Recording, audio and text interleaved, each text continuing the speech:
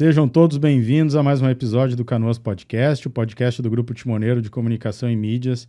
Sou Vanderlei Dutra, diretor de Estratégia e Inovação do Grupo Timoneiro, e hoje com um episódio muito especial. Falaremos sobre os 80 anos de vida de uma pessoa que está no grupo seleto de cidadãos que mais fizeram pela essa comunidade canoense.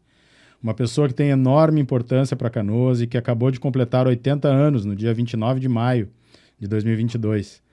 E alguém que para mim é muito especial poder fazer essa entrevista, essa conversa especial, pois é alguém que me acompanha, auxilia e mentora há 25 anos, pelo menos, tempo que eu comecei a trabalhar com ele.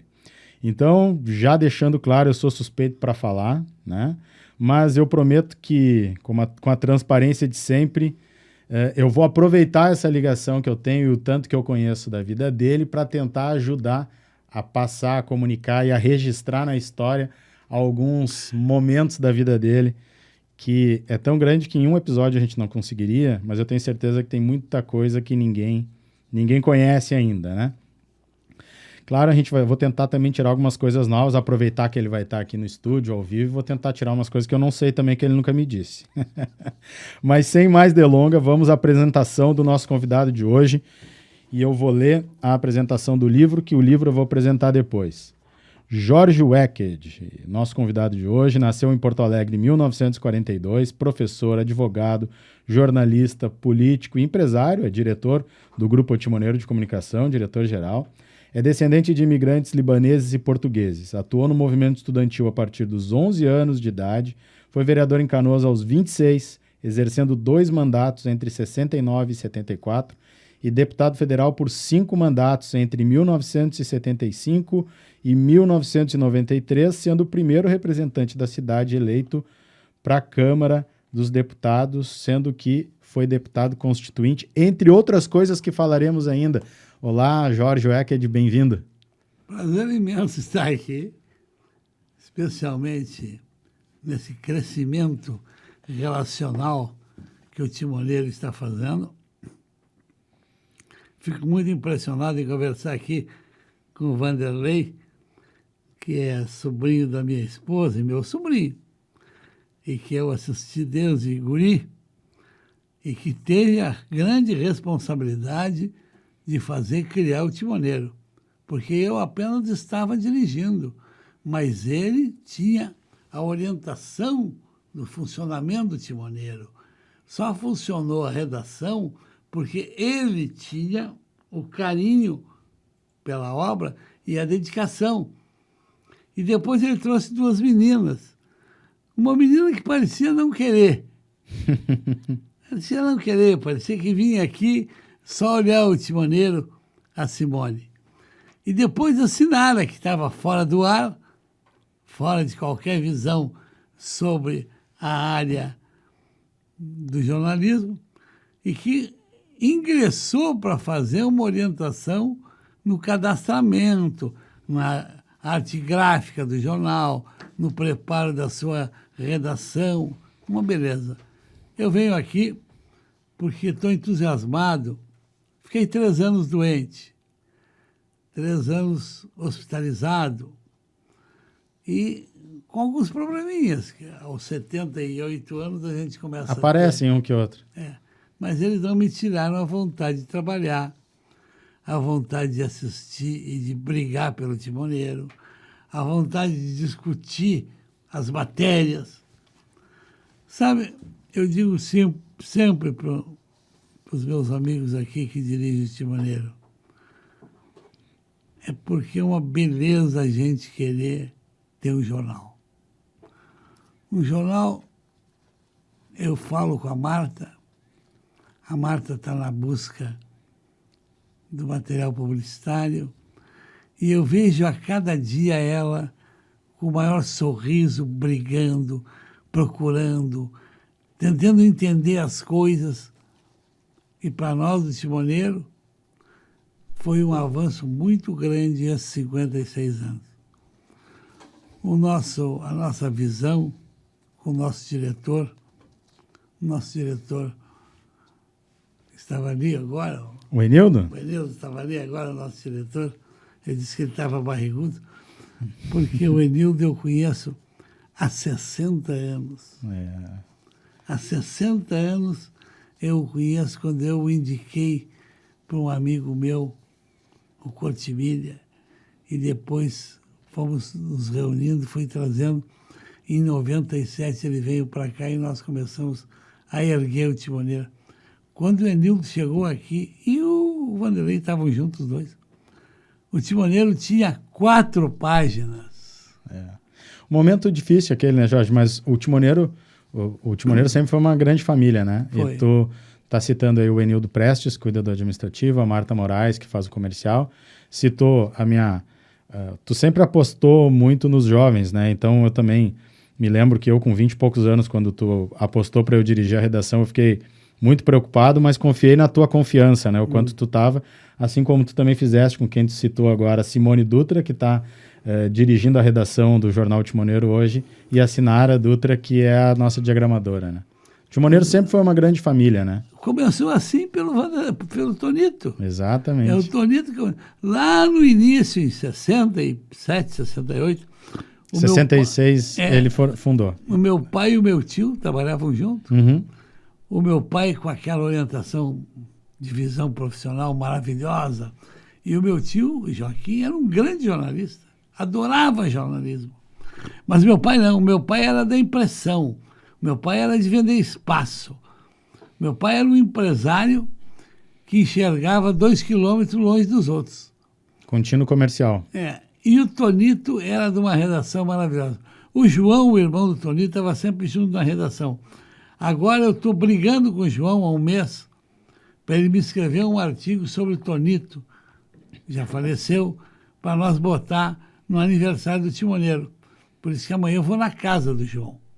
Ah, olha aí. Então fica o recado público, inclusive, para o João. Mas, Jorge, aproveitar que tu falaste aqui no teu pai, já que a gente vai falar da tua vida, né? Eu separei aqui para a gente começar falando da origem mesmo, né? Quero começar, inclusive, falando teu nome todo, que todo mundo te conhece por Jorge Wecked, é Feres Jorge Rocha e Silva Wecked.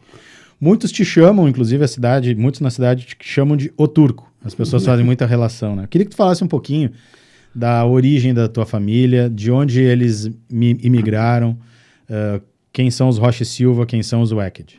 Em 1906, o meu avô Feres veio do Líbano. A mãe dele já estava na Argentina e o irmão dele, mais moço, estava com ela na Argentina.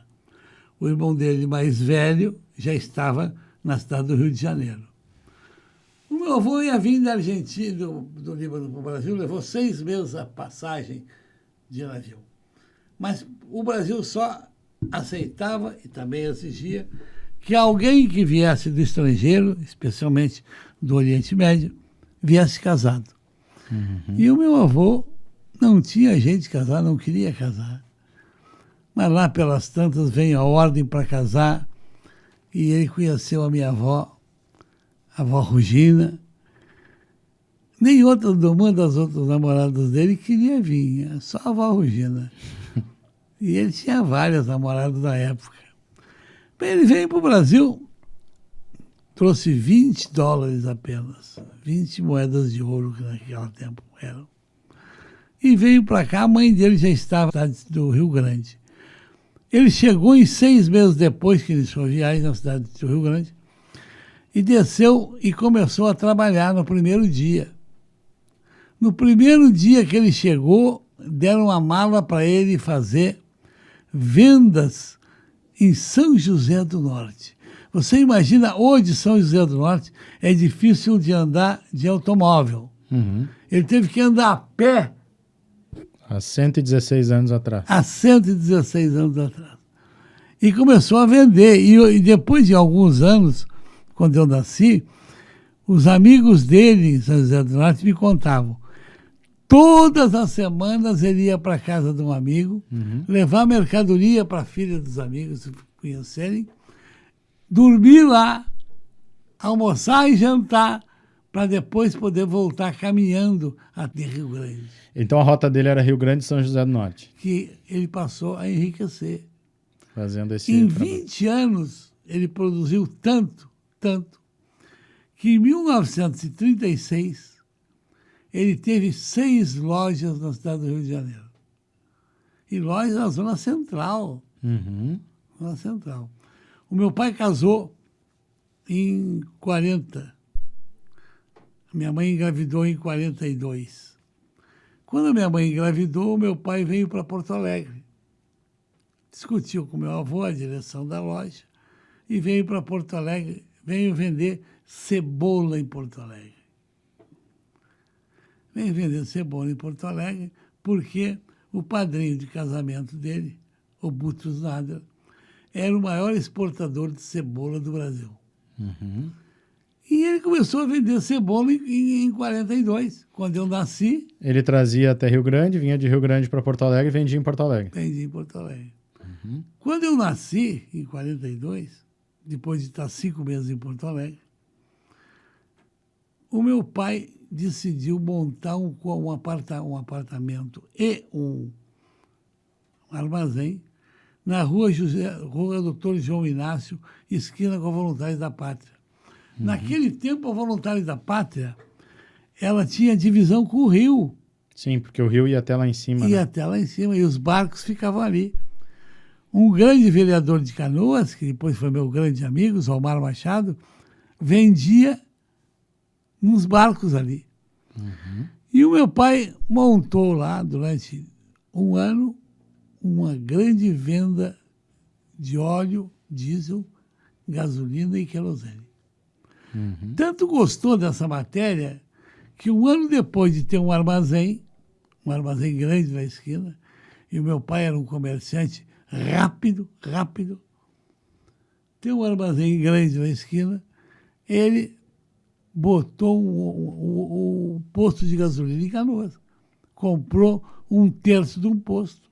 Tu tinha 1 ano e meio, por aí, 2 anos, quando teu pai, então, comprou aqui. Um posto de gasolina aqui em Canoas. Nós só nos mudamos para Canoas em 50.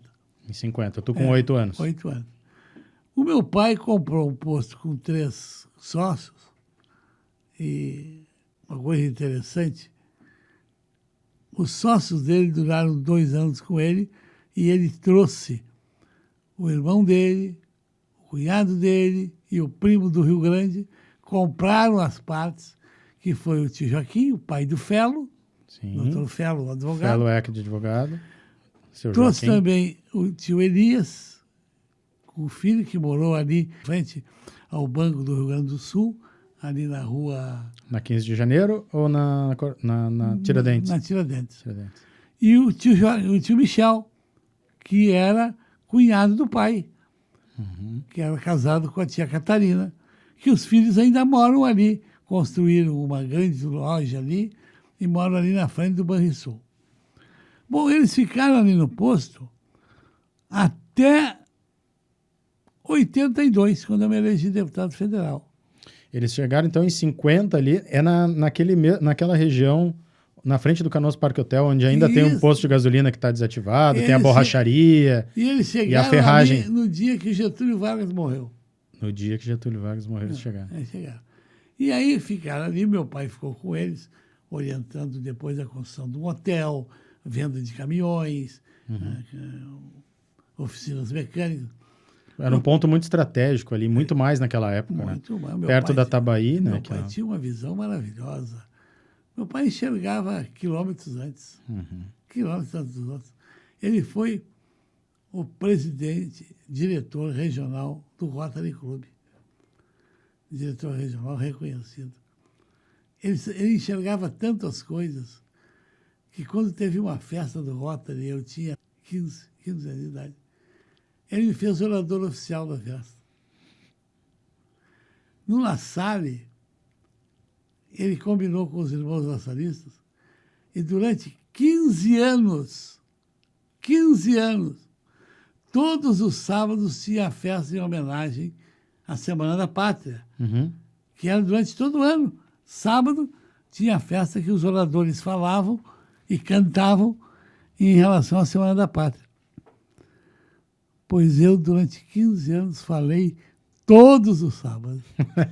Aí tu já está dando uma boa dica para quem está nos assistindo aí, do papel do pai né, nessa tua construção, e dos irmãos laçalistas. Mas nós vamos falar sobre isso mais, vamos voltar a isso. O irmão Fidelis José Vamos e falar. o irmão Norberto Luiz, eles me botavam... O Rock Fattori é um grande amigo meu, foi jogador de futebol. Encontrei com ele esses dias. Ele disse assim, eu esperava todos os sábados para te ouvir. E o Cláudio Pinho, que era um dos mais inteligentes da minha turma, me dizia, meu pai me perguntava, por que tu não fala que nem o Jorge Weckert? Mas antes da gente voltar nisso, quero pra gente fechar a família. Fala da dona Daltiva. Falou mais do teu pai. A minha mãe teve 6 filhos. Era uma das mulheres mais lindas do Rio Grande. Me contam meus parentes lá, e as minhas irmãs dela, e os parentes da época do meu pai, que o meu pai era envolvido pela beleza da minha mãe. Ela era considerada uma das moças mais bonitas da época dela. E quando ficou grávida, eu fui o primeiro filho. A minha tia ficava muito brava com ela porque ela não ia para a loja trabalhar. Por causa da gravidez, ela era muito nova. Tinha 22 anos, grávida. E eu, então, nasci em Porto Alegre com ela. Tu é o primeiro dos irmãos, Sou tu é o mais o primeiro, depois teve o Paulo. O Paulo. Um ano depois nasceu o Paulo. 2 anos depois nasceu o Omar, que faleceu, coitado. Que morava nessa região, naquele local que a gente falava ali, Exatamente. né? Ali perto do posto. Depois nasceu a Elizabeth. Tia Beth. A Lúcia, a Elizabeth.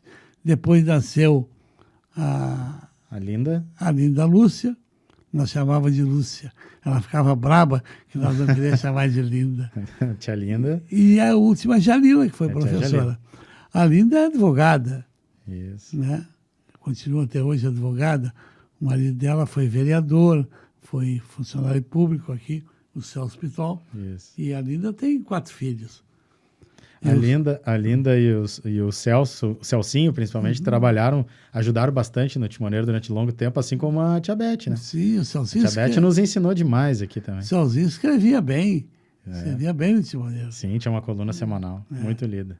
Agora, o que levou a nossa grande família, porque o tio Michel, cunhado do meu pai, casou com a minha tia Catarina. Também teve 6 filhos. O tio Joaquim teve 3 filhos. O pobre do Luizinho morreu moço. Dos meus primos que morreram moços foram o Luizinho e o Omar, meu irmão. E o Omar. O pessoal tá vendo aí, tá, Jorge? Na tela eles estão vendo fotos dos teus pais, que estão aqui no livro. Olha como é bonita a tá minha mãe. agora. Olha Isso. como ela é bonita. O pessoal tá vendo aí, tem a foto dela E te o meu pai é segurando parecido aqui. com o meu filho, Jorge. Exatamente. se ele deixar o bigodinho, vai ficar, É. né?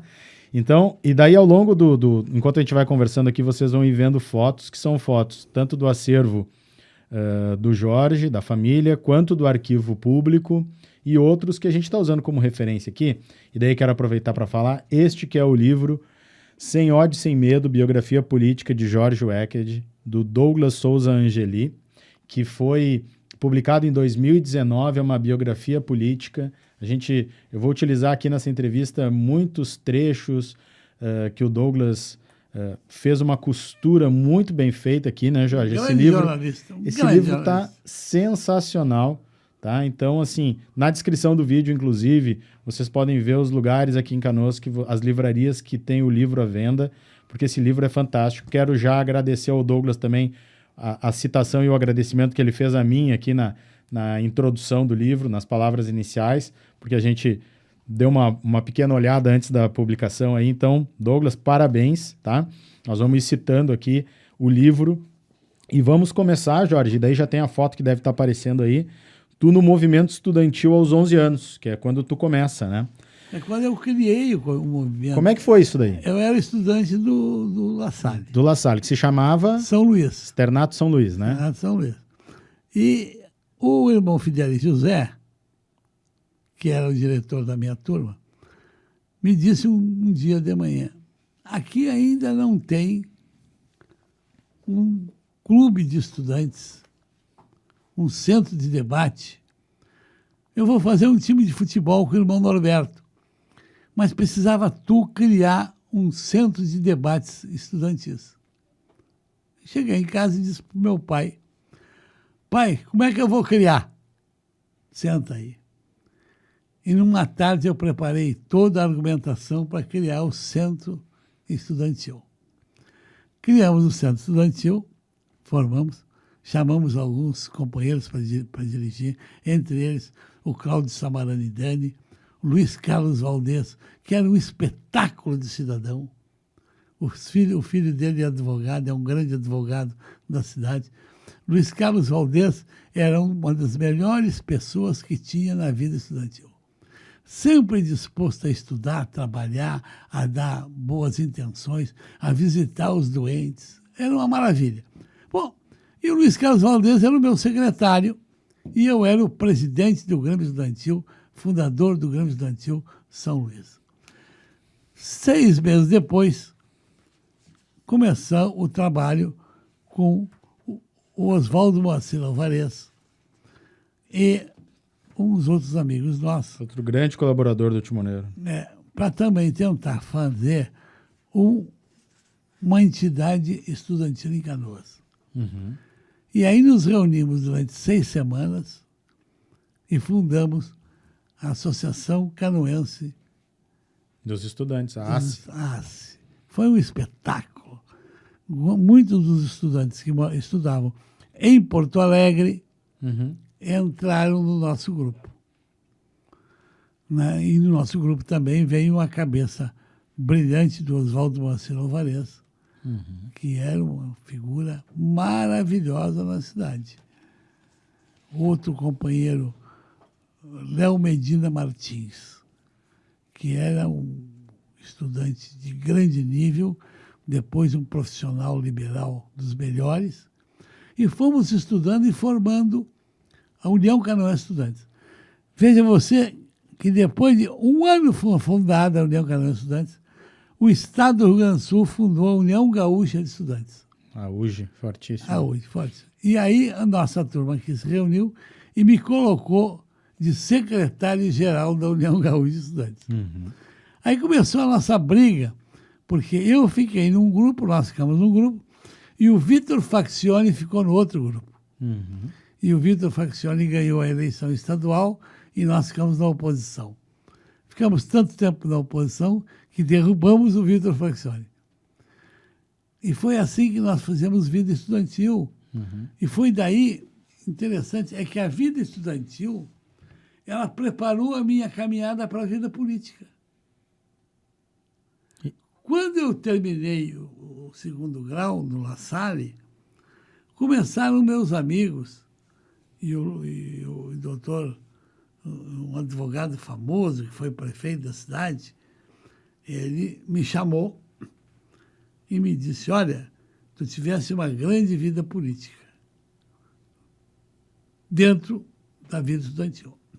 Agora tu vai passar para a vida profissional, vai ser advogado, e vai passar para a vida política. Lenine Nequete? Não, foi prefeito, foi o primeiro prefeito de Canoas. O que aconteceu? O meu avô queria que eu fosse médico.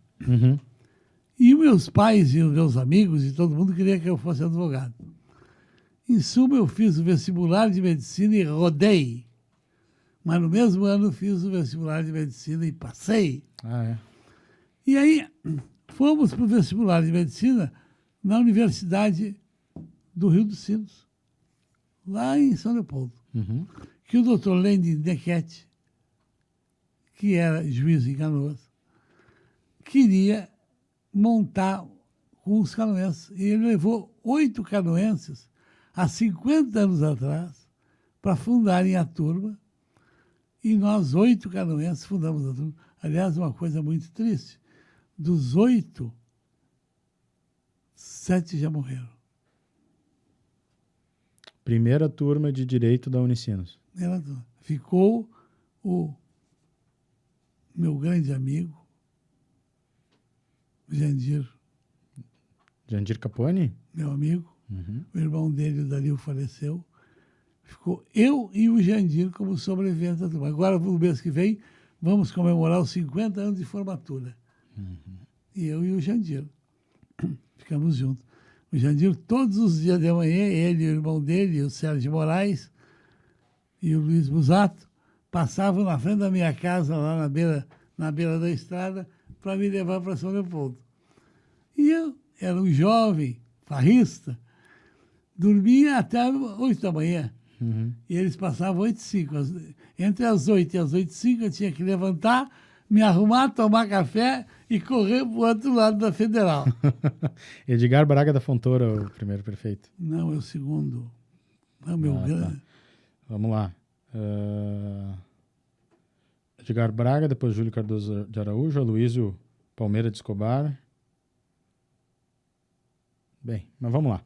Vamos lá. Mas assim, aí pegando esse gancho da tua época da Unicinos, que está completando 50 anos, tem uma outra data que vai fechar 50 anos, que foi um pouquinho depois de tu entrar na Unicinos, mas foi um pouquinho antes de tu te formar, que é o que nos une, né? É verdade. Porque antes até de tu te formar, de tu ser vereador, que a gente vai passar por tudo isso, tu te casa com a irmã da minha mãe, com a tia Rose, com a dona Rosemarie Gomes, Ferreira Gomes, na Há época. 50 anos atrás. Agora, 2 de setembro, bodas de ouro. Mas eu já era vereador. Já era vereador. Já era vereador. E o doutor Azambuja. O Azambuja. Azambuja era o prefeito.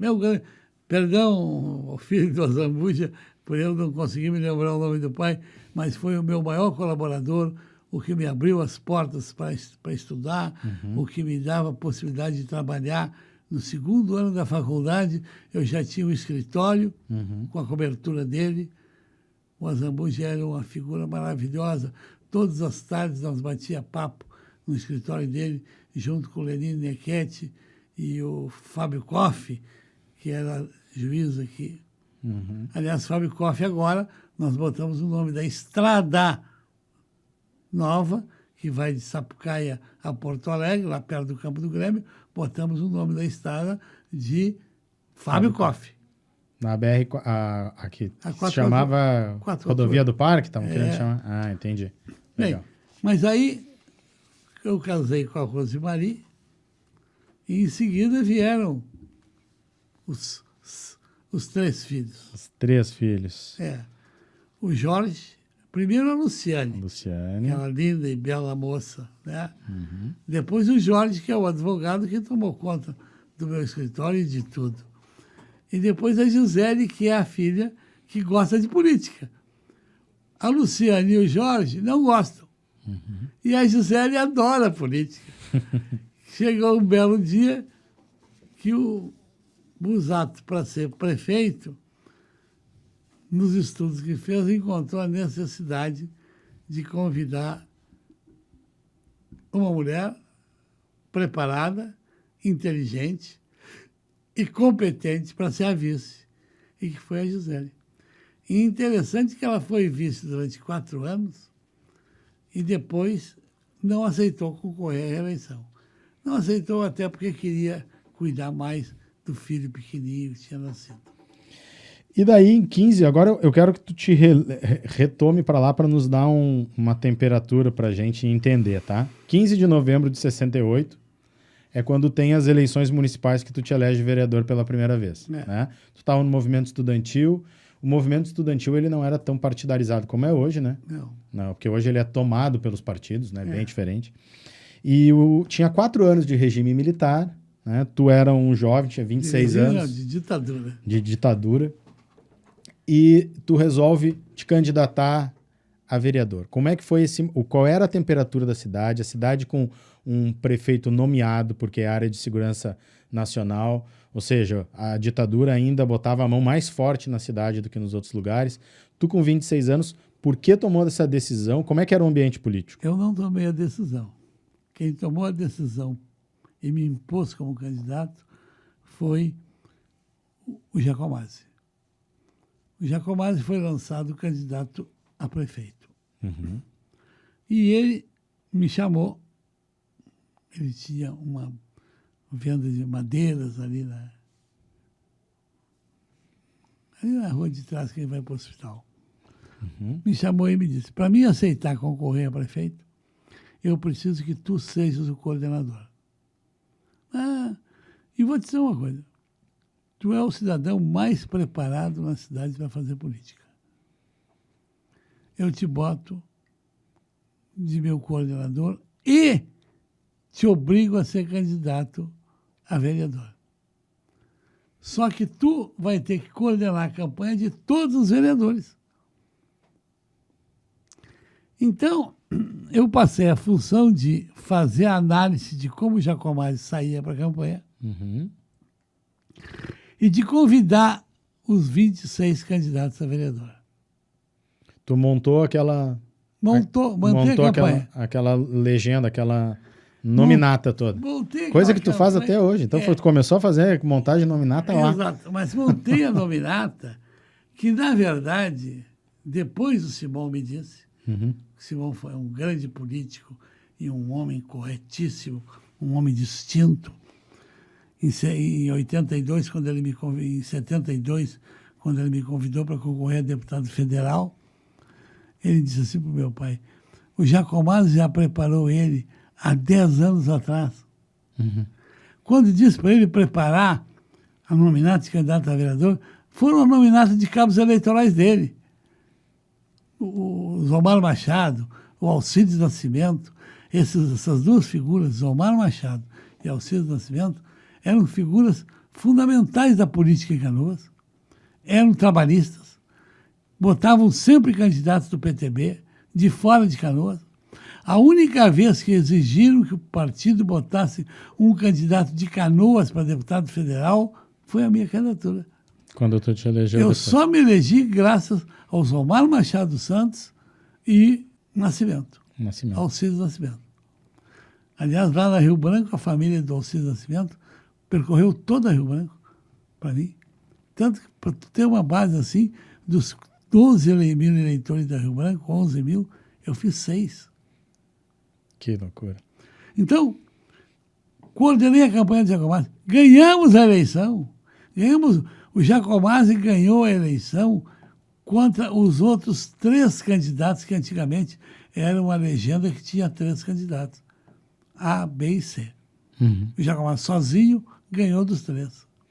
Eu errei porque nessa época ainda poderia escolher, mas foi esse o evento que tu vai narrar agora que fez com que Canoas não escolhesse mais o prefeito, né? Porque daí ele ganhou e o que aconteceu? Ele ganhou, faltava 3 dias para tomar posse. Nós estávamos preparando, ele me chamou para preparar a direção do município. Me chamou para escolher os secretários. E eu era fundamental para escolher os secretários para ele. O Jacomazzi sempre disse, eu fui o maior político de Canoas na visão dele. E ele me protegeu muito. Eu sou muito grato a ele. Ele me protegeu imensamente. Ele me estendeu a mão, me protegendo de uma maneira maiúscula. Ele me elegeu deputado federal. Ele e o Pedro Simão. Bom, mas faltava 3 dias para tomar posse. O Lagranha conseguiu que a ditadura militar tirasse a cidade de Canoas da área de segurança política e botasse na área de segurança nacional. Então, às 6h da tarde, Canoas foi incluído na área de segurança nacional, Jacomazzi foi tirado de prefeito e o Lagranha foi nomeado interventor. Ele que tinha concorrido e perdido no voto. Ele que perdeu no voto. Tu vê que o Lagranha, ele era tão forte na ditadura, mas ele era forte na cidade. A cidade gostava muito dele. Mas o início, a cidade não conhecia ele tanto, né? Porque ele começou nomeado, depois ele se elegeu outras vezes no voto, né? E depois, quando teve a eleição de 74, eu era candidato e a ditadura militar via o meu nome ruim para a ditadura, porque os candidatos do MDB não queriam falar na televisão. Então, eu, que tinha 2 dias para falar em toda a campanha, falei em 20 dias. O Brossard, meu grande amigo, meu protetor, Paulo Brossard, dizia assim para o Pedro Simão, bota o Jorge Wecht para falar na TV. O Jorge Wecht fala no outro dia, as pessoas estão comentando o que ele disse. Então, a maioria das pessoas não queria falar porque tinha medo. E eu ficava esperando. Aí, pum, vai para a TV. Bem, o que aconteceu? O Lagranha, a ditadura botou o Lagranha de candidato. Porque para deputado federal. Para me derrotar, tinha que botar um cara da minha cidade. E tinha que botar um cara poderoso. Sim. E que ele era poderoso. O Lagranha era, e era um homem correto. Um homem distinto. Um homem digno. Mas defensor da ditadura. E o Lagranha concorreu e a pesquisa indicava que o Lagranha ia fazer 25% dos votos. E eu 5%. Então a ditadura militar estava tranquila. E eu pimba na televisão. E todos os dias na televisão. Todos os dias na televisão. E o Tonito me dando cobertura no Timoneiro. Olha, o que aconteceu? Um fato histórico brilhante. Veio a eleição. O tumulto em Canoas era imenso, porque o grupo do Lagranha estava na prefeitura. E a ditadura queria ganhar. E o nosso grupo era o grupo do Jacomazzi, irritado porque tinha ganho e não tinham deixado tomar posse. Sim. O Jacomazzi candidato a deputado estadual e eu a federal. O Jacomazzi fez 22.700 votos, eu 22.500 e o Lagranha 5.000. Foi um estouro geral. Também o MDB, naquele tempo, dos 32 deputados federais do Rio Grande do Sul, o PMDB fez 20, sob o comando do Pedro Simão. Eu até anotei aqui, está no livro, vou citar de novo o livro, tá no livro esses dados todos, o Jorge fazendo mais do que 4 vezes a mais votos do que o Lagranha. E daí, Jorge, eu quero aproveitar para te falar aqui, porque eu me lembro que eu fiz, acabei não pegando ali para trazer, mas vou tentar colocar na tela aí.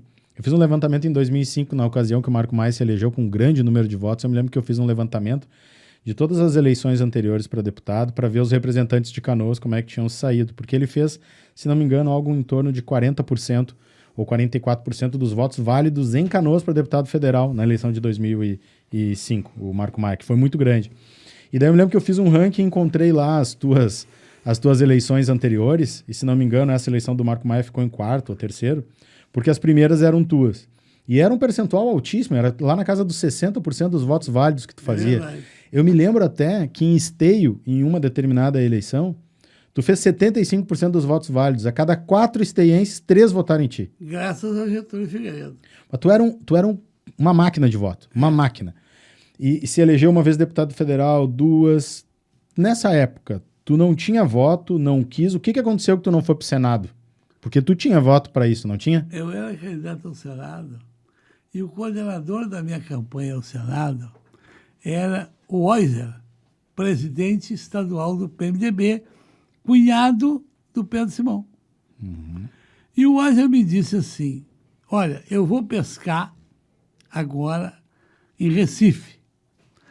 Quando eu voltar, eu vou pescar no Chile. E quando eu voltar do Chile, eu vou lançar a tua campanha para senador. Tu vai ganhar fácil. Bom, quando ele voltou do norte pescaria do país, da primeira pescaria, fizemos uma reunião e eu tinha o número necessário para ser lançado candidato ao Senado. Quando ele voltou para ir pescar no Chile, ele morreu no Chile. Aí eu tive que arrumar com o presidente da República, foi o primeiro presidente depois da ditadura, um avião do presidente para ir buscá-lo. Aí foi buscá-lo. Quando ele voltou, o Simão olhou para mim e disse assim, ele morreu. E a tua candidatura a senador também. Porque era ele que coordenava. E ele que tinha essa construção. Ele tinha essa construção. E aí, como eu não pude concorrer ao Senado, Eu concorri Era o momento, né? mais 2 vezes a deputado federal. E daí depois veio constituinte, e daí também o interesse já foi para outro lado. E aí, quando eu, em 92, eu desisti, não ia mais concorrer, desisti porque cansei, passou o período. 20 anos na Ponte Aérea. O presidente da República, Fernando Henrique, me convidou para um cargo no governo. E eu disse a ele, para ele e para o Serra, eu não quero nenhum cargo público. Eu não quero ter nenhum emprego público. Eu quero voltar para o meu escritório em Canoas. Porque eu entendo que a minha construção de homem público é para o legislativo. E no legislativo eu fui vereador da minha cidade de graça. Sabe que vereador naquela época tinha dois secretários na Câmara para 2 secretários, e não ganhava nada. Durante 5 anos, sem nenhum salário. O que vai voltar. Não se iludam que vai voltar. E depois me elegi deputado federal durante 20 anos e utilizei os recursos que os deputados federais tinham para dar bolsas de estudo para o Rio Grande do Sul. Tinha até um fenômeno interessante que depois todo mundo me chamava a atenção. Os deputados nordestinos não tinham para quem dar as bolsas. Então eles me propunham o seguinte, eu dava minhas passagens de avião para eles e eles me davam as bolsas para distribuir no Rio Grande do Sul. E eu distribuí 20 mil bolsas. Foi um sucesso maravilhoso. Bem, mas aí eu não quis nenhum emprego e voltei. Pedro Simão também, quando foi governador, perguntou se eu não queria assumir um cargo de secretário de Estado. Não. Nunca quis cargo público, porque entendi que o meu preparo, o meu ódio sem medo, a minha conscientização na vida nacional era para o legislativo. Não era para ter cargo público. Tu sabe que é uma coisa interessante? Eu nunca empreguei nenhum parente. Eu ia dizer, tu nunca aceitaste cargo público, mas também nunca fez o que é muito comum na política, de ter cargos em governos, né? Nunca. E uma coisa mais interessante, o único funcionário público que trabalhou comigo foi o César. Ele era funcionário público. De carreira da Receita, né? E naquele tempo o Jair Soares, governador, decidiu botar um funcionário público, um de carreira, à disposição dos deputados em Brasília para defender os interesses do Rio Grande. E o César foi cedido pelo governador para o meu gabinete. Veja, o que eu entendi que fiz foi o que eu acreditei democraticamente. O legislativo é uma coisa, o executivo é outra e o judiciário é outra. Isso eu botei em pregação durante o período em que nós fizemos a Constituição. Deixar bem claro a divisão dos poderes. Um poder não depende do outro. O que nós chegamos a uma conclusão na vida democrática é que os 3 poderes, eles contabilizam e exercitam a sociedade para a divisão das suas tarefas, para que eles sejam respeitados e fiscalizados. Quando eu vejo agora o Congresso Nacional pressionando e tentando envergonhar o judiciário, é um retrocesso. O judiciário tem a sua função, o executivo a sua e o legislativo também diferente. Não pode se fazer um dependendo do outro. De que o presidente da República depende do legislativo? De nada. O que depende da aprovação da lei são os recursos e a função nacional, não o presidente da República. Os deputados não podem obrigar o presidente a fazer isso ou aquilo. Eles determinam como é que a lei se produz. Veja tu agora, quando eu fui deputado federal, nós tínhamos 2 secretários, 2 auxiliares dos deputados. Hoje são 28. A máquina ficou muito grande, né? Ficou grande, cara, nós éramos 313, hoje são 513. A máquina pública ficou grande, cara e ofensiva.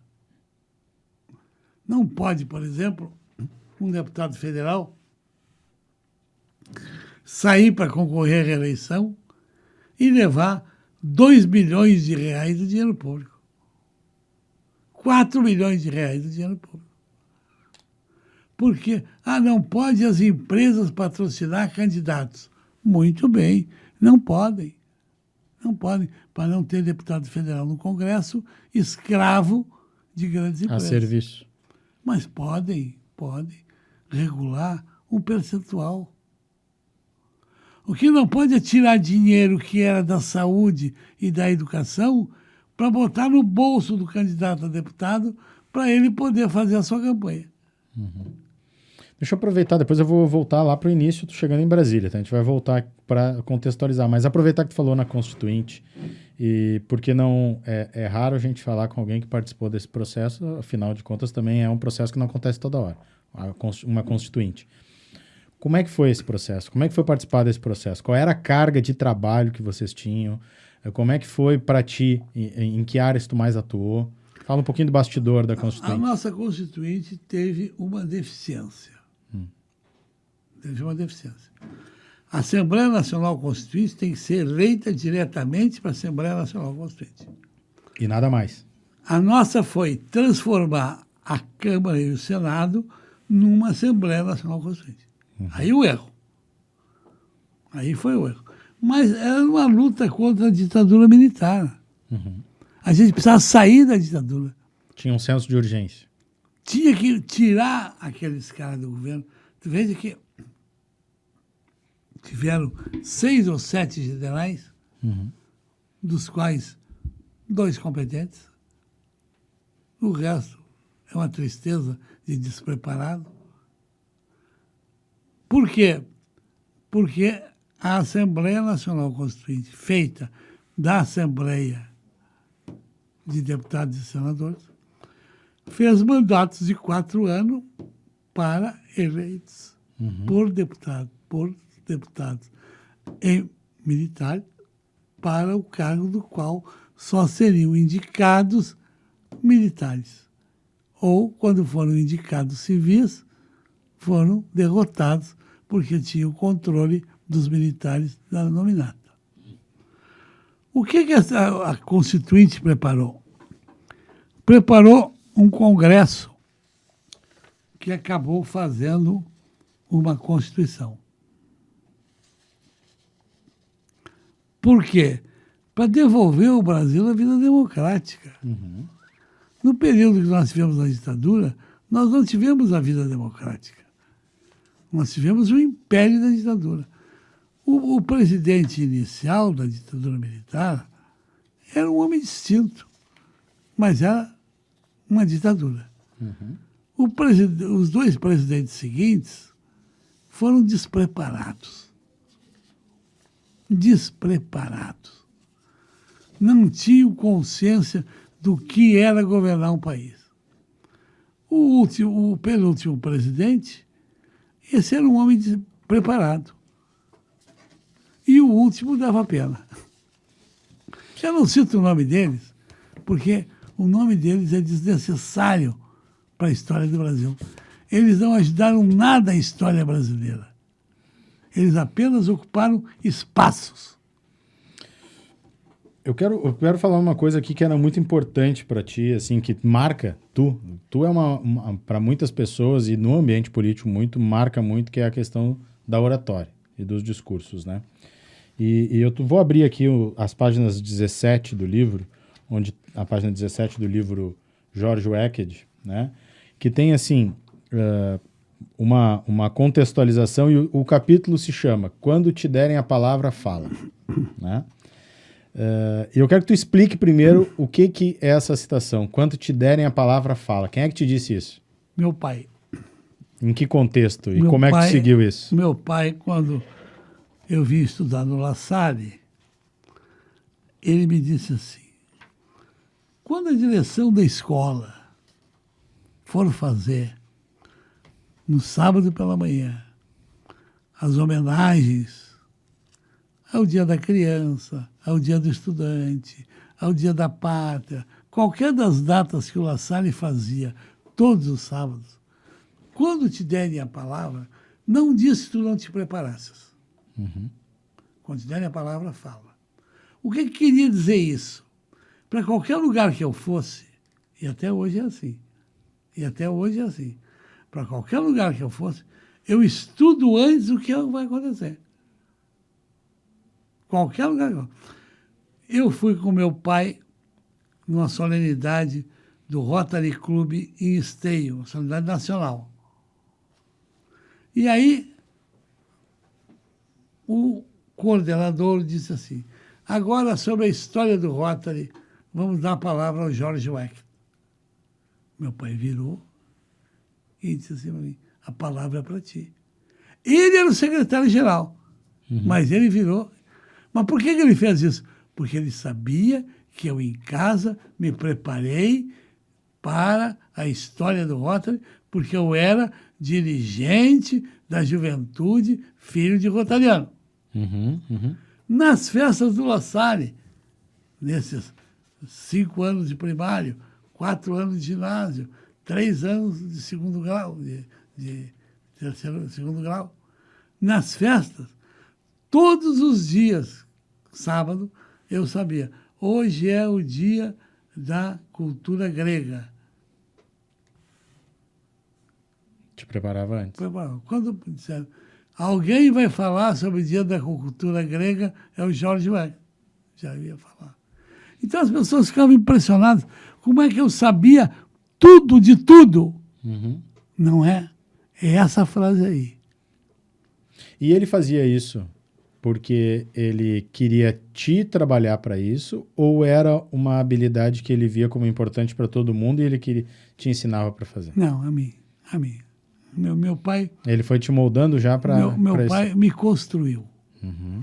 Se eu te disser assim, como é que eu fui, como é que eu surgi? Fui construído pelo meu pai, pelo meu avô, fui construído pelo Paulo Bossar, pelo Giacomazzi, pelo Azambuja, prefeito, pelo Pedro Simão. Fui sendo construído por pessoas. É impressionante, porque viam construções para mim produzir. O irmão da minha escola, Irmão Justo? o irmão Justo, ele fazia uma coisa impressionante. Vai ter festa do La Salle em Porto Alegre amanhã. Tem que ter um orador. Olha aqui, sobre isso aqui.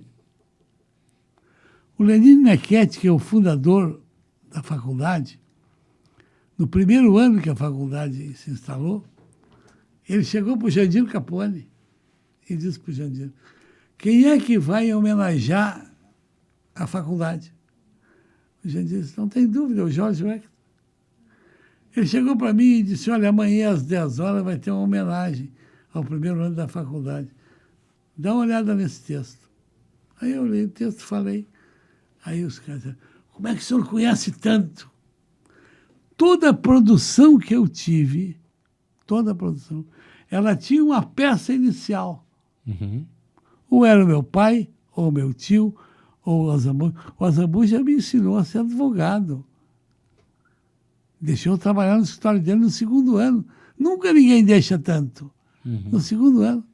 O Lenine Nequete me protegeu. O Fábio Koff foi trabalhar comigo. Olha, o Fábio Koff, um juiz de grande nome nacional, foi trabalhar comigo nos primeiros dias do meu escritório. Quando eu cheguei em Brasília, foi uma coisa muito interessante.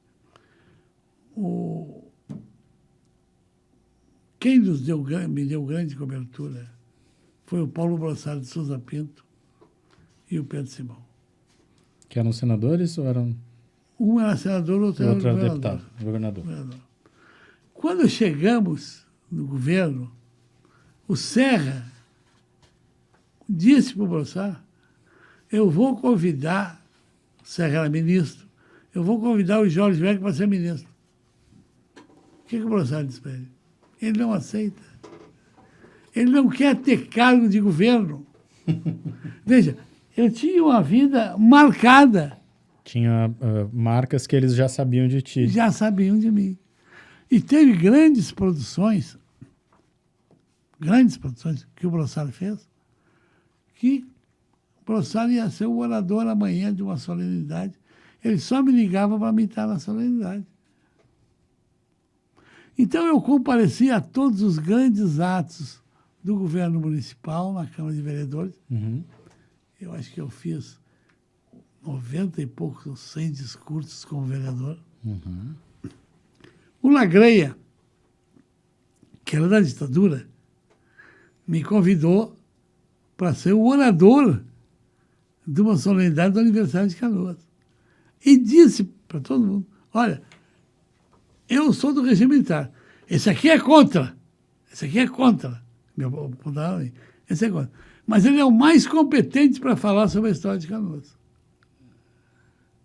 Então, essas coisas foram me dando uma imagem muito superior a mim, a ponto de eu, num momento da história, agora no final dos anos, quando o Busato era prefeito e quis dar uma homenagem a algumas pessoas que exerceram funções em defesa de Canoas.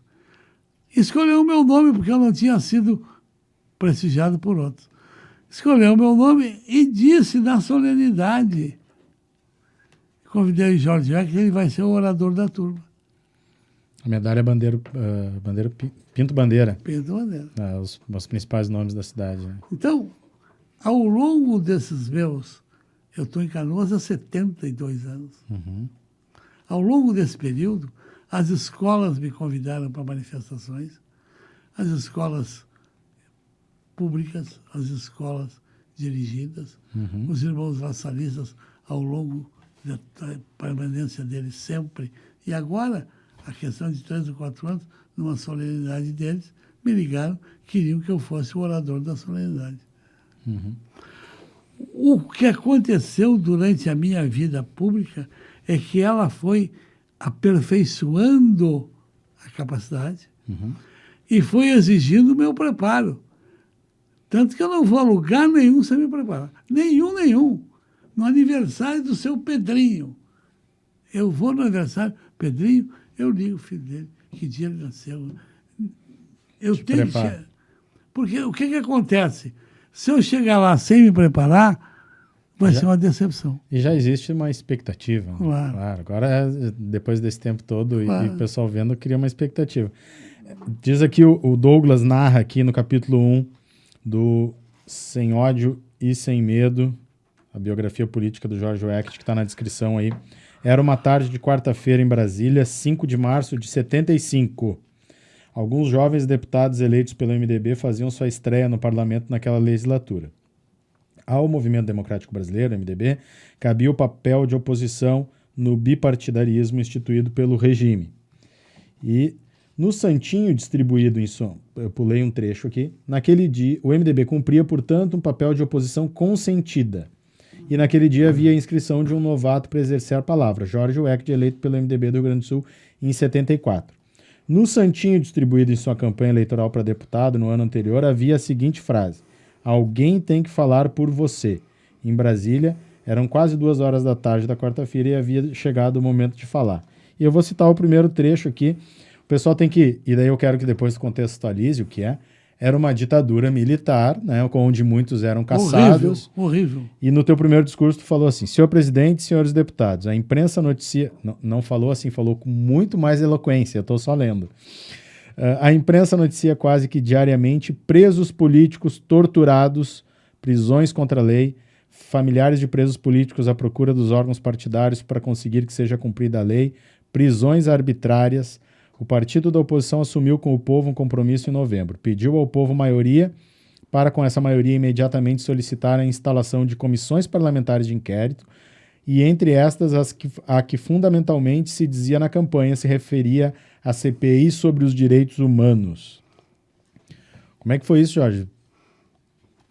Como é que se dava esse enfrentamento no discurso, no plenário, sendo duro, né, mas também não ultrapassando alguns limites? Nós chegamos ao Senado, ao Congresso, à Câmara dos Deputados, em 75.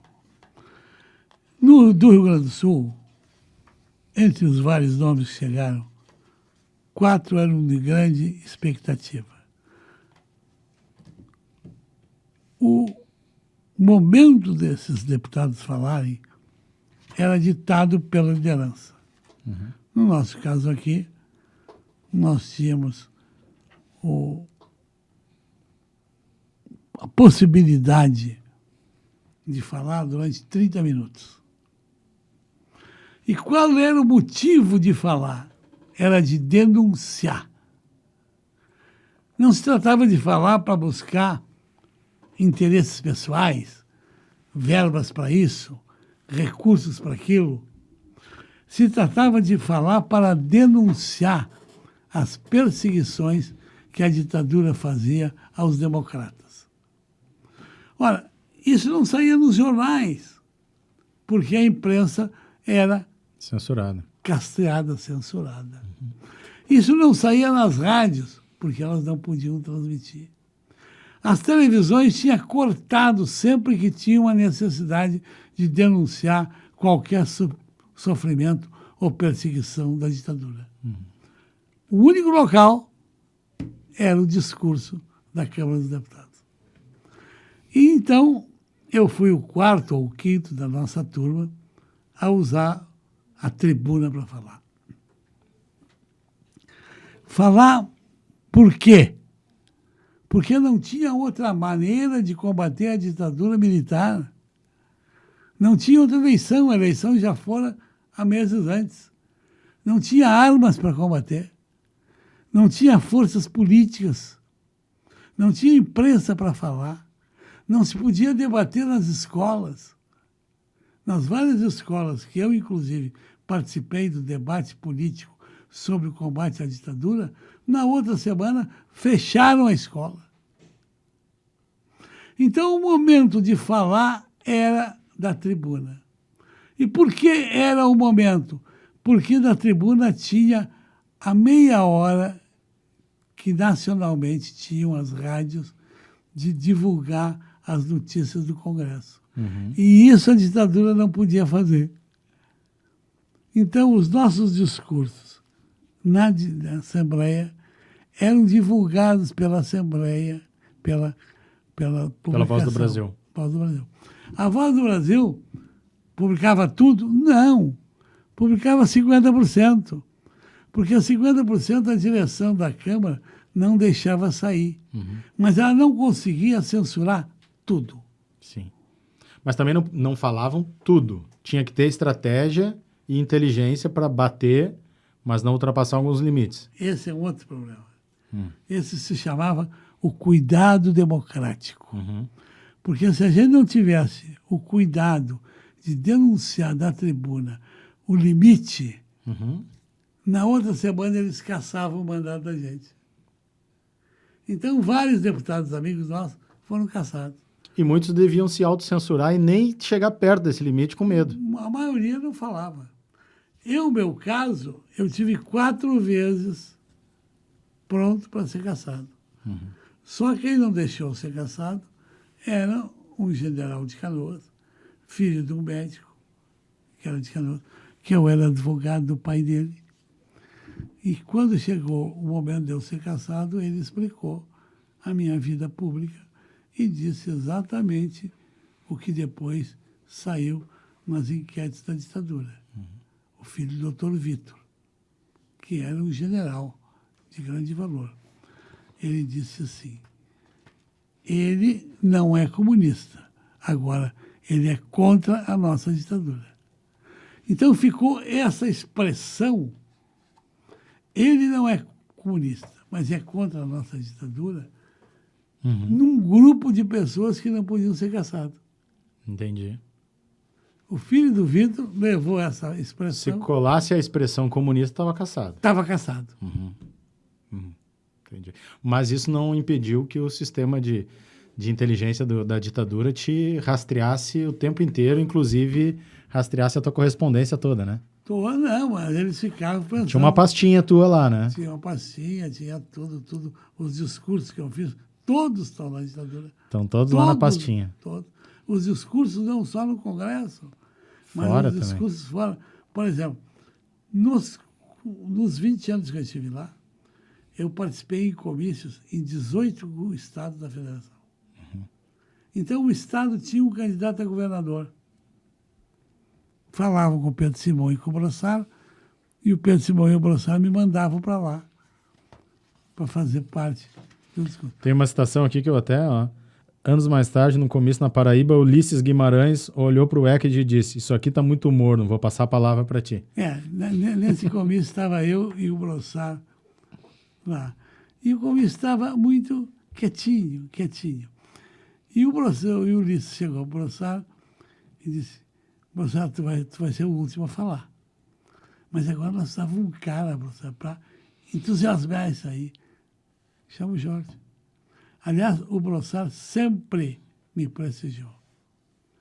Quando a ditadura mandava alguns chatos da ditadura, alguns generais, para a tribuna da Câmara para darem pau nos deputados, o Ulisses perguntava para o Brossard: "Como é que vão fazer isso?" E o Brossard dizia: "Bota o Jorge na tribuna." E aí eu comecei a ser chamado nos vários estados da federação. Só em Santa Catarina eu fui umas 8 ou 9 vezes. No Paraná também. O Álvaro Dias me chamava seguidamente para ir no Paraná. Essa amizade que eu fui pleiteando com a democracia, a leitura que eu fui fazendo dos discursos do Brossard, especialmente do Brossard, do Pedro Simão, e um pouco também de Fernando Henrique, um pouco do Covas, eu fui preparando no discurso de cada um o que eu achava de melhor na expressão pública. E comecei a levar isso para todo o país. Quando eu voltei de Pernambuco um dia, o Arraes me perguntou: "O que tu falasses, que tu dissesses que era do Brossard ou do Pedro Simão?" Eu digo: "Era do Brossard, porque o Pedro Simão diria assim, assim, assim." Esse relacionamento com a democracia foi ficando tão forte que aonde eu ia chamado para isso. E hoje tem eu que estou há 25 anos acompanhando aqui a vida da cidade, eu já consigo reconhecer a escola Jorge Wecht. Tem muito político que busca na sua forma de oratório uma inspiração. Muitos estão no poder, outros já estiveram, mas dá para ver claramente assim, que tem uma escola que foi criada. Mas falar ao público sempre é um problema para muita gente, né?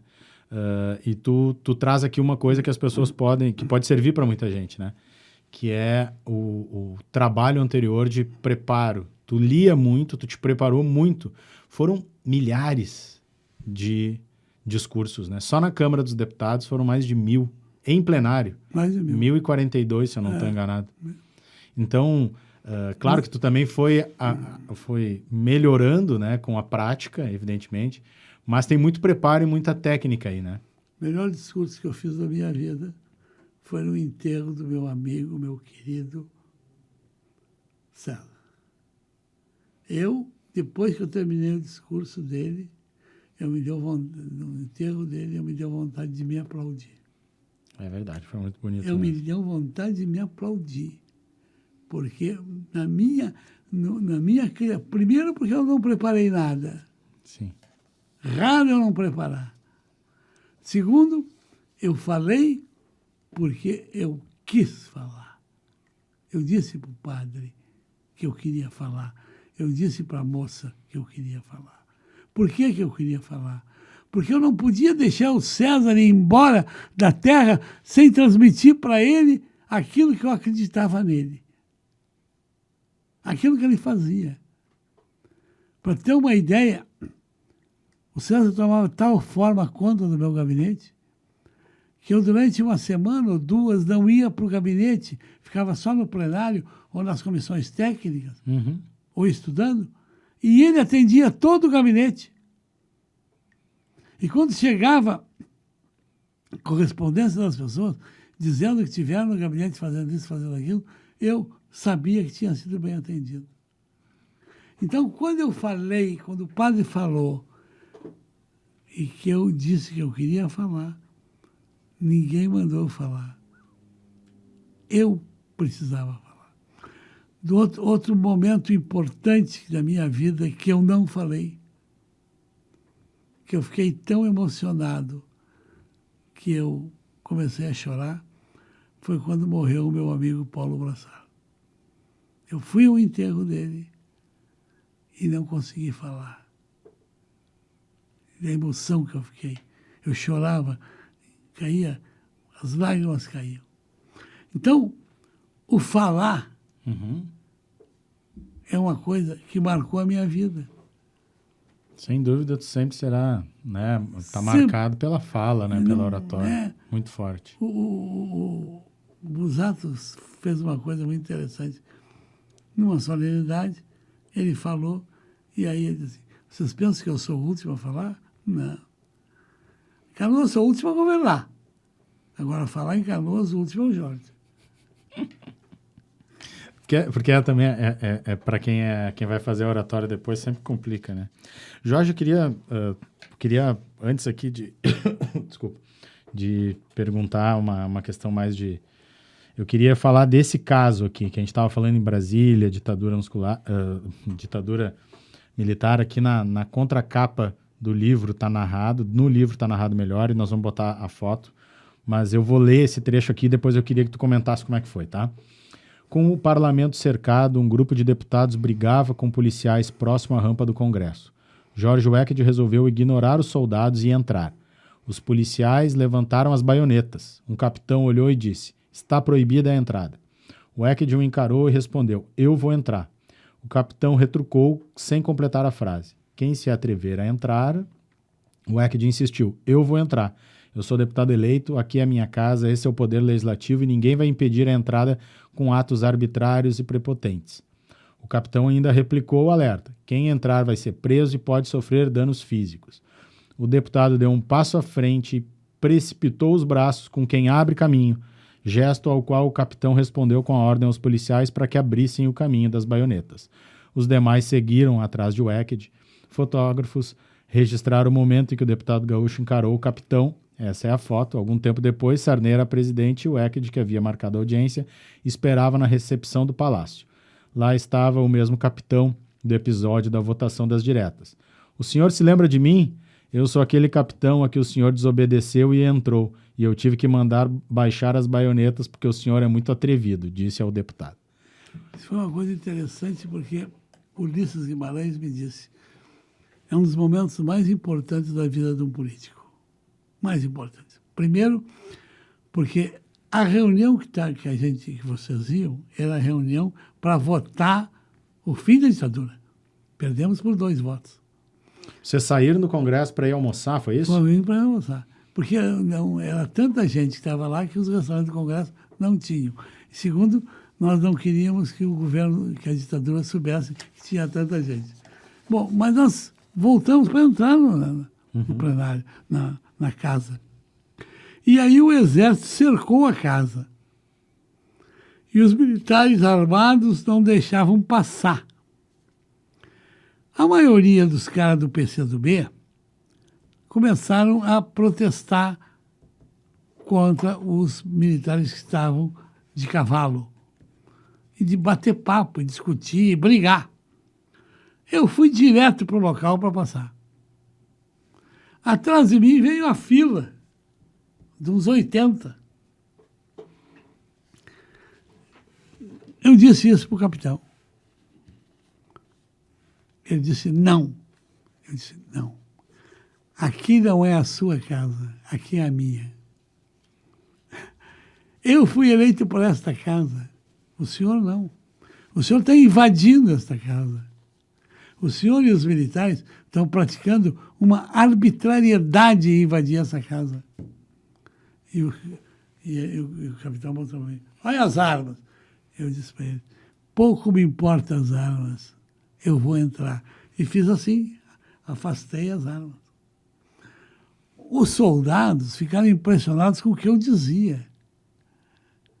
Porque o que eu dizia estava fora da conversa de qualquer militar.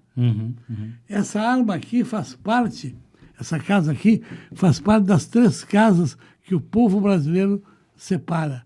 O Executivo, o Legislativo e o Judiciário. Aqui é a casa do Legislativo. Aqui não tem militar que possa mandar. Militar aqui não pode entrar, tem que pedir para entrar. E fiz assim e fui caminhando. Fui caminhando, é uma coisa muito gozada. Quem olhou de lado, depois as pessoas e os militares que viram me contar, disseram que eu estava andando como diretor-presidente da República. Postura. Entra. E atrás de mim veio o resto tudo. Bom, veio o resto tudo. Quando o pessoal entrou tudo, eles foram embora. Separou a casa, libertaram a casa. E aí todo mundo começou a me aplaudir. Passaram-se 2 anos. Eu fui numa audiência lá com Sarney. Sarney. Primeira audiência que eu fui com o Sarney, cheguei atrasado. Cheguei lá, o Sarney estava lá no banheiro. E tinha um general, um coronel. Não sei se ele era coronel ou general, não me lembro mais. Ele me disse, o senhor se lembra de mim? Aí me contou essa história. Pediu para me sentar e me disse, o senhor é impressionante, né? Como o senhor tem coragem. Eu digo, coragem eu não tenho. Eu tenho medo do povo rir de mim, de eu entrar na minha casa e vocês não deixarem. E aqui tá a foto. Essa foto foi publicada em jornais, revistas nacionais. Foi uma repercussão enorme, né? Os jornais do Brasil inteiro publicaram. O Brasil inteiro. Tá aqui a imagem com o Congresso no fundo, aqui aparecendo no fundo. E tu rindo pro militar ainda. Isso é que levou os soldados que estavam ali a ficar impressionados. Porque cercado por militares de arma... Falava rindo. E eu falava rindo. Porque eu não sei se eu falava rindo, porque eu queria mudar o contexto do troço, ou porque eu sabia que não ia dar nada. Sim, que não tinha... Eles não iam sair dali, mas saíram. Jorge, ainda no Congresso, acho que tem coisas muito importantes que precisam ficar marcadas, né? Tu ficou marcado como um representante dos idosos e dos trabalhadores. Acabou sendo... Isso foi algo que foi se construindo ao longo do mandato pelas demandas que vieram. Foi algo que tu já tinha desde o início como uma meta. E o que dá para destacar? Assim, eu sei, por exemplo, que o Fundo do Amparo ao Trabalhador, que depois deu origem até hoje ao Fundo de Garantia, né? O Fundo de Garantia do Brasil foi uma emenda tua, uma criação tua, né? Tu já tinha essa ideia de trabalhar nesse setor ou foi algo que as demandas sociais foram se apresentando para ti? As demandas foram se apresentando. É porque o importante de tudo era a gente não se intimidar. Desde que nós entramos no Congresso, tinha uma frase do presidente do partido que me guardei bastante. Não se intimidem. Ele era um grande orador. Ele foi uma fábula. Mas ele tinha também a capacidade de construir caminhadas. Isso é uma coisa que é rara hoje em dia. Quando ele está falando sobre o nosso estatuto, o nosso da Constituinte, Constituição, quando ele está apresentando a Constituição, ele construiu defesas. Até hoje, tu entra numa vila, tem cara que guarda frases que ele dizia. Construir defesas é uma coisa muito importante e que liberta a cabeça de cada um. E não é um discurso chato, é um discurso qualitativo, que constrói maneiras, que chama as pessoas para defender. No caso dos deputados, ele marcava as reuniões e a gente ia lá e notava que ele falava sobre determinadas matérias que precisavam de construtores. E cada um de nós ia se caminhando. Me lembro que o Ayrton Soares, que era um grande deputado, construía as matérias de defesa do judiciário. Dava gosto. E eu passei a construir a defesa dos trabalhadores. Foi na Constituinte mais forte isso, mais então. forte.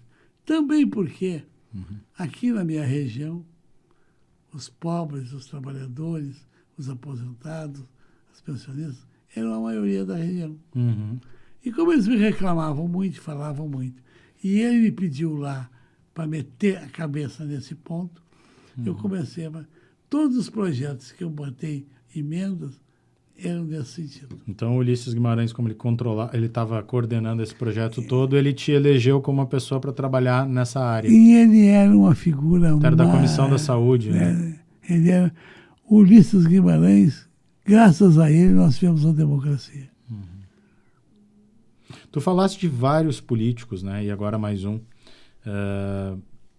As tuas referências enquanto formação política lá, com jovem, assim, tem o quê? Tem Brizola? Tem... O que é a formação inicial mais forte, assim, do Jorge Wecked?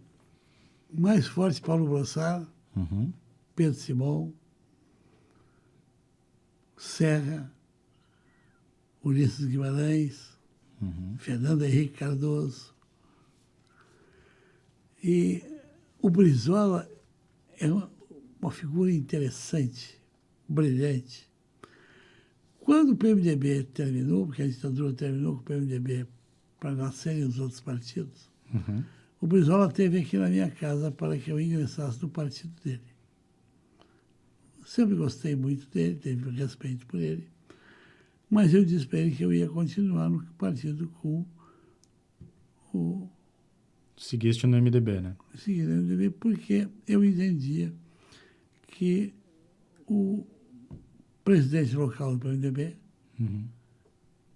tinha toda a minha linha de raciocínio, tinha sido o responsável por eu ser deputado, que o Pedro Simão era a minha figura admirada.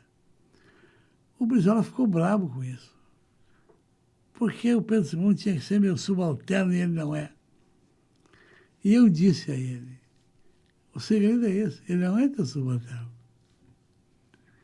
Daí tu acertaste no segredo. Como ele não é teu subalterno, eu vou segui-lo. Então, o jovem, eu tinha 20 e poucos anos, tinha que seguir a orientação daqueles em quem ele acreditava e que ele tinha fé na democracia. Fé na democracia era não ceder. O Brizola teve grande perfeição na atuação, mas não tinha fé na democracia. Não tinha. O governo dele era um governo de uma ditadura não democrática. Ele era um grande homem. Era autoritário. Era um homem correto, mas ele não tinha fé na democracia. E essa falta da fé na democracia é que diminuiu a qualidade dele.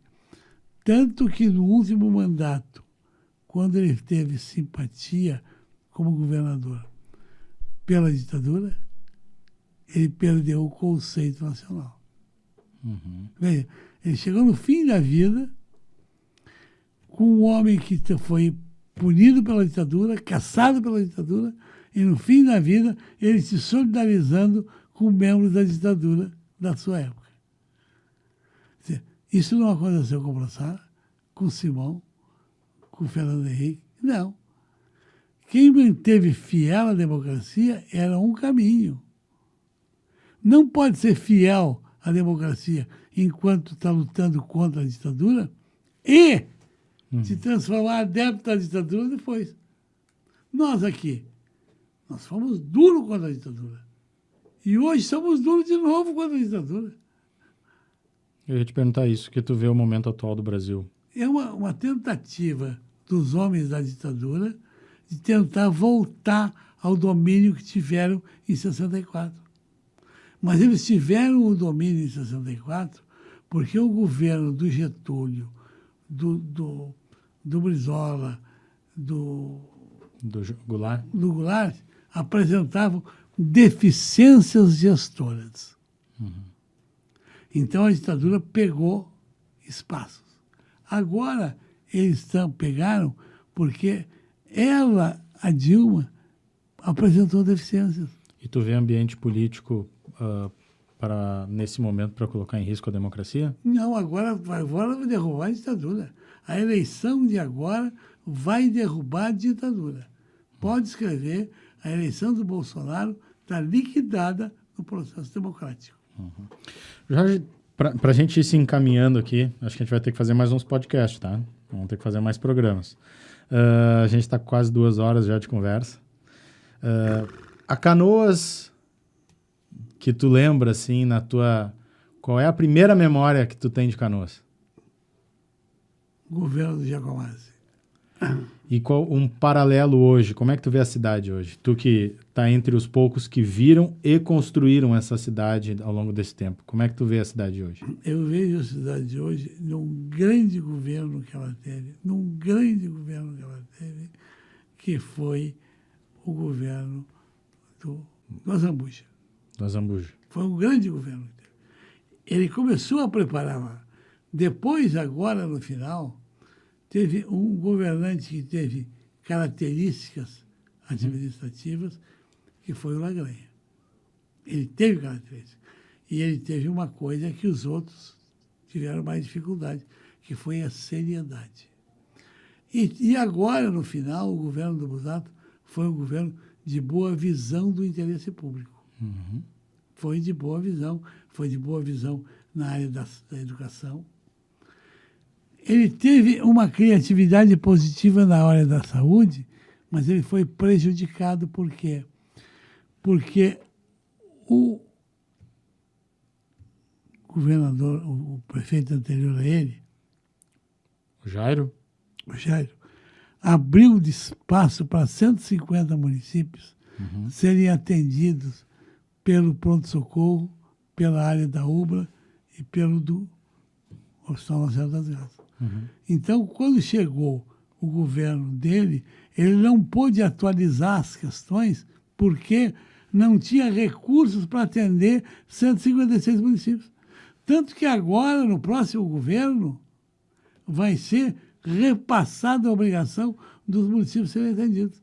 E veja você, o Nossa Senhora das Graças não é uma criação da prefeitura. Está fazendo 60 anos hoje, a semana. O Nossa Senhora das Graças é uma criação da coletividade. Há 72 anos atrás, a comunidade criou a Associação Beneficente de Canoas. A Associação Beneficente de Canoas, em 12 anos, fundou o Hospital Nossa Senhora das Graças. O governador Brizola, a mulher dele, doou para o Hospital Nossa Senhora das Graças toda a área do nascimento de crianças e do atendimento das mães. E depois a cidade foi construindo com recursos da sua direção e recursos que o município mandava o atendimento médico. Mas não era proteção da prefeitura, era a proteção da comunidade. A prefeitura veio meter a mão na saúde só com o governo do médico. do Marcos Ronchetti. Que criou o Hospital Pronto-Socorro. A UBRA foi criada porque a faculdade foi criada e a faculdade criada pela equipe do Becker, criado pelo Leandro Becker, criou um curso universitário, posteriormente transformou o curso universitário numa atendimento à saúde e, posteriormente, numa atendimento a todo o problema médico da cidade. Então, a prefeitura não botou dinheiro nisso. E agora não tem dinheiro para atender essa exigência política do Jairo Jorge, que era para 156 municípios. Jorge, então, quero te agradecer bastante aqui por esse momento que a gente teve.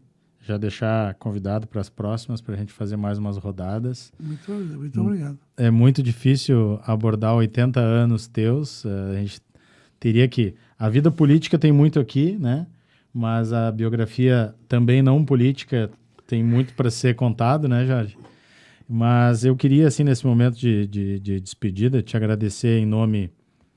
Vou tomar a liberdade de agradecer em nome da cidade, porque eu sou cidadão canoense também, pelos teus serviços prestados. Agradecer em nome de todos os trabalhadores aqui do Grupo Timoneiro, que ao longo do tempo tanto puderam aprender contigo. Agradecer pessoalmente também por tudo que tu fizeste sempre por mim e para minha família, que jamais será esquecido.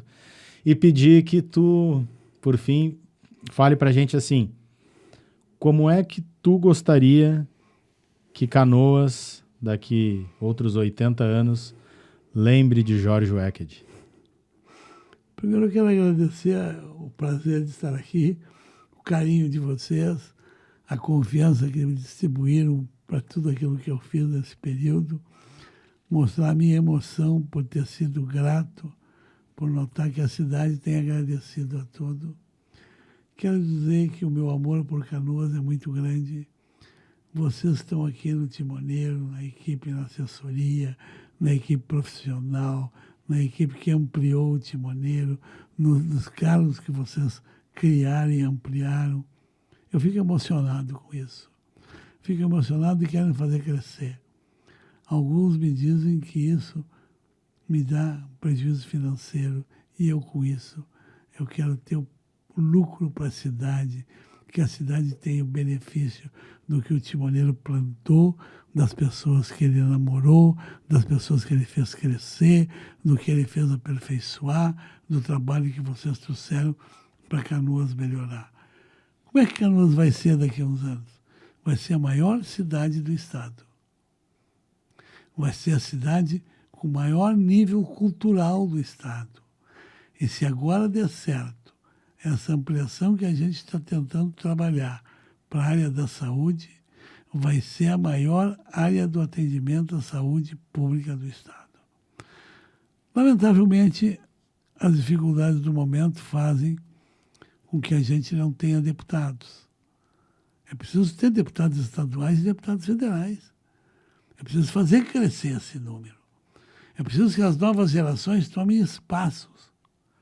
Não é preciso ter essa espécie que alguns querem ter, de ter empregos na prefeitura, de ter prefeito que enche a prefeitura de cargos públicos com benefícios eleitorais para ele, prefeito.